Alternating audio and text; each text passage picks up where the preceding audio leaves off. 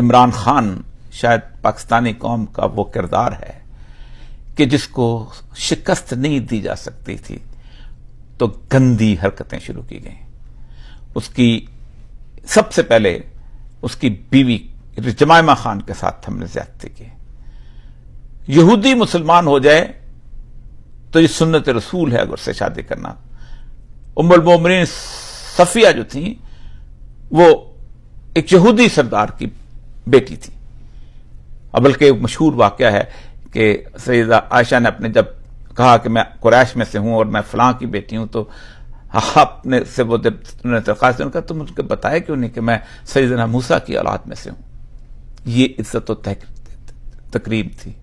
لیکن ہم نے جو کسی کے منہ میں آیا ہم نے اس کے ساتھ کیا. پھر اس کے بعد اگلی کہانیاں تو چھوڑیں.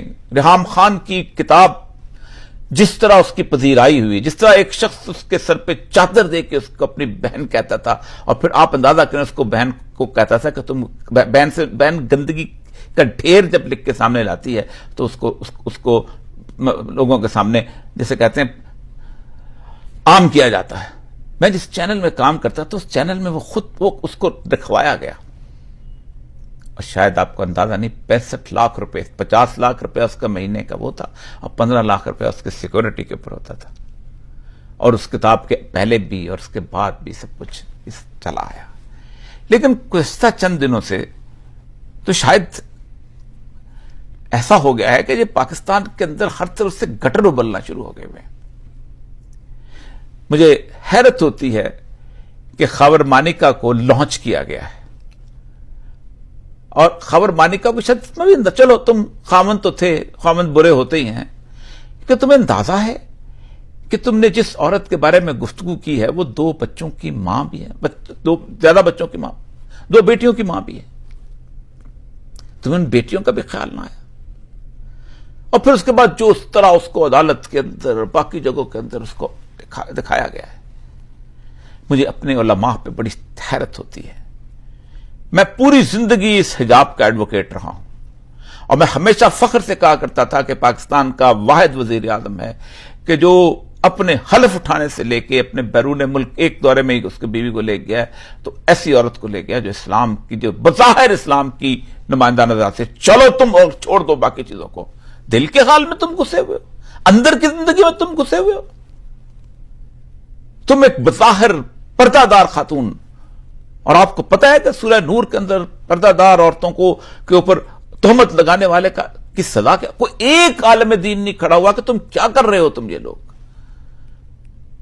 تمہیں اندازہ نہیں ہے کہ پھر تو کسی بھی پردہ دار عورت کے بارے میں کوئی بھی شخص کھڑا ہو کے کہہ دے گا کہ اس کے دروازے کی کنڈی کھلی تھی اور میں دیکھ رہا تھا، بے شک وہ اتنے بڑے عالم دین کی بیوی کیوں نہ ہو. اندازہ کیجئے کہ کیا سے کیا، اور فخر سے کہا جاتا ہے یہ نہیں تو اب آڈیو آ رہی ہیں، یہ نہیں تو وہ آ رہے ہیں. میں اس کیس کی انٹریکیسیز میں نہیں جانا چاہتا، یہ اتنا گند ہے کہ مجھے تکلیف. اور میں اس وقت مکہ معظمہ میں ہوں اور میں سوائے سچی بات یہ ہے کہ مجھے سوائے تکلیف کے اور دکھ کے اور کچھ نہیں ہوتا. میں نے صبح ایک ٹویٹ کیا تھا کہ جن لوگوں نے بھی اللہ تبارک و تعالیٰ ان کام کیے ہیں ان پہ اپنے بدترین عذاب نازل کر. اور وہ کہتا ہے کہ جو شخص مسلمانوں میں فحاشی عام کرنے کے لیے کوشش کرتے ہیں، فحاشی ہے اور کیا، اس سے بڑی فحاشی کیا ہو سکتا ہے کہ گلی گلی محلے یہی گفتگو عام کی جائے. اللہ کہتا ہے میں ان کو دنیا میں بھی عذاب دوں گا اور آخرت میں بھی عذاب دوں گا. ان تشیع الفاحشہ والی آیت تو اٹھا کر دیکھیں. مجھے اس ساری کیفیت میں تم نہ کرو الیکشن یار، تم ہو جاؤ، بٹھا دو کسی کو. تمہیں اندازہ ہے کہ تم نہیں بٹھا سکتے، اس لیے تم ہارے ہوئے لوگ کو. اور یہ ہارے ہوئے لوگ ہمیشہ یہی کرتے ہیں. اتنا گند اور اتنی غلاظت الیکشنز کے حوالے سے شاید دنیا میں کسی اور خطے میں بھی ہوئی ہو، شاید دنیا میں کسی اور جگہ اس طرح کی صورتحال پیش ہوئی ہو. مجھے اس سے زیادہ کچھ نہیں کہنا. میں صرف اللہ تبارک سے درخواست کرتا ہوں کہ جن لوگوں کا سرمایہ اس گندگی میں لگا ہے، جن لوگوں کی ایفرٹس اس زندگی میں لگے، جنہوں نے دن اس زندگی میں گزارے ہیں، اللہ تعالیٰ ان کو اپنے خاص غضب سے نواز،